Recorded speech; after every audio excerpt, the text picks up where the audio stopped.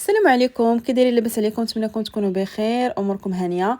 اليوم ان شاء الله غادي نشارك معكم هذا المادلين او هذا الكاب كيك اللي كيجي اكثر من رائع. كيجي زوين بزاف وخفيف كيف ما كتشوفوا في الفيديو، كيجي هش وخفيف بزاف قطني. نحضروا هكا للغوتي او للوليدات يديوهم معاهم المدرسه ديالهم، فكيجي اكثر من رائع. نتمنىكم على انكم تتبعوا معايا الوصفه حتى الاخر او الفيديو حتى الاخر. فمقادير اللي هما بساط جدا وغير بجوج بيضات كيجيو اكثر من رائعين.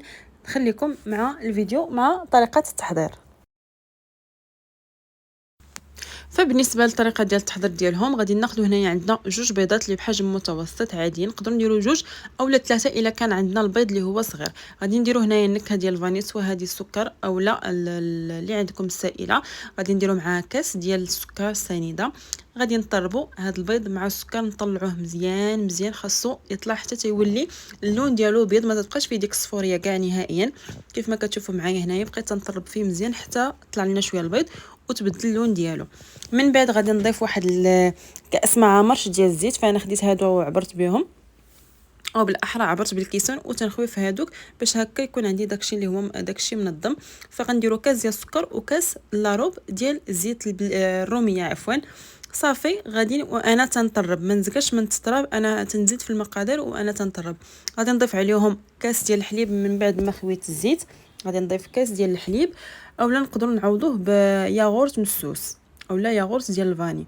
المهم صافي من بعد ما طربت هاد العناصر كامله مزيان، غادي نضيف لها هنايا الذوق ديال الكراميل. فانا غادي نحس كيف ما غادي نقسم الحشوه على جوج. ف الكب كيك اللي هما بيضين غادي يكونوا بحال متسمين بالكراميل، والاخرين غادي نضيفوا ليهم الكاكاو. كيف ما كتشوفوا دابا غادي نضيف هنايا دانون ديال الكراميل، اولا الا ما كانش متوفر دانون ديال الكراميل نعاود نخليو غير داك الكاس ديال الحليب. ولا كان عندنا شي دانون في الثلاجه فاني ولا طبيعي نديرو دانون طبيعي اولا فاني اللي كان. صافي غادي نخلط هكا العناصر كامله.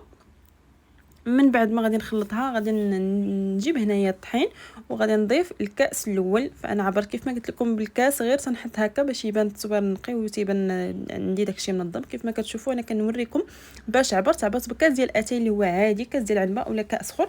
غادي نضيف نعبر به كاس عامر ديال الطحين. ففي المجموع عندي درت هنايا جوج كيسان تقريبا ديال الطحين، اللي درت جوج كيسان ديال الطحين اللي هما عامرين. صافي غادي نبدا هكا نخلط اولا نطرب هذا الشيء بشويه هكا حتى صافي تنسجم ليا داك الطحين مع هذا الخليط هذا. فإلا بغيتوا هذا الكب كيك اولا الكيكه بصفه عامه تنجح لكم، فضروري ما تطربوا البيض مزيان مع السكر، طربوه مليونين وتبقاو تضيفوا الاضافات الاخرين شويه بشويه شويه بشويه كالزيت والحليب ولا دانون، نضيفوهم من بعد دفعات. صافي هنا كيف ما كتشوفوا ضفت هنايا جوج خمارات وزدت عليهم الكاس الثاني ديال الطحين. صافي وغادي نخلط هكا جيدا. نتوما الا بان لكم الخليط باقي اللي هو باقي جاري، غادي تزيدوا هكا بمعلقه شويه بشويه حتى يبان لكم القوام هو هذاك. فباش تعرفوا القوام هو هذاك ترسموا واحد 8، هذه معروفه كنديروا واحد 8 ولا المهم ندوز واحد الخط. الا بان لنا ثقيل بقاتي تحيد شويه بشويه صافي نحبسوا الطحين. صافي كيف ما كتشوفوا هذا هو القوام اللي انا درت. من بعد غادي ندير هنا واحد رشه ديال الخل، حتى هي تتخلي الكيك ديالكم يجي خفيف وتيجي طالع وتيجي هشيش. هنا كيف ما كتشوفوا غادي نقسم الخليط على جوج، نصف غادي ندير ليه الكاكاو ونصف غنخليه عادي بنكهه الكراميل. ولا بغيتو تعززوا الذوق ديال الكراميل تقدروا تضيفوا واحد الفلون ديال الكراميل على داك الخليط اللي هو بيض. صافي مفاهمين. هنايا ضفت في الجهه الثانيه ضفت اولا في الخليط الثاني ضفت كاكاو، ضفت معلقه ديال الكاكاو كبيره وزدت عليها فلون ديال الشوكولاط باش هكا تيجي الذوق ديال الشوكولا غالب في هذا الكب كيك هذا. صافي غادي نخلط. عقب درت واحد المعلقه ديال الحليب باش يتخلط لي داك الكاكاو بالزربه. طربت هنايا بالطرب باش هكا يطرب لي حتى هو بالزربه. صافي والخليط الاخر راه خليته عادي. انا قلت لكم في حاله ما الا بغيتو يكون عندكم داك الذوق ديال الكراميل غالب ضيفوا ساشيه ديال فلون كراميل. هنايا خديت ديال الكاب كيك اول مره انا تنستعملهم الصراحه، فراه تيجيو رائعين. وانا الغلط اللي درت هو انني عمرتهم شويه وقيله بزاف، حيت شي وحدين كانوا بحال خرجوا على هاد اللعيبه ديال الكاب كيك ولا ما عرفتش يقولوا لهم كاع.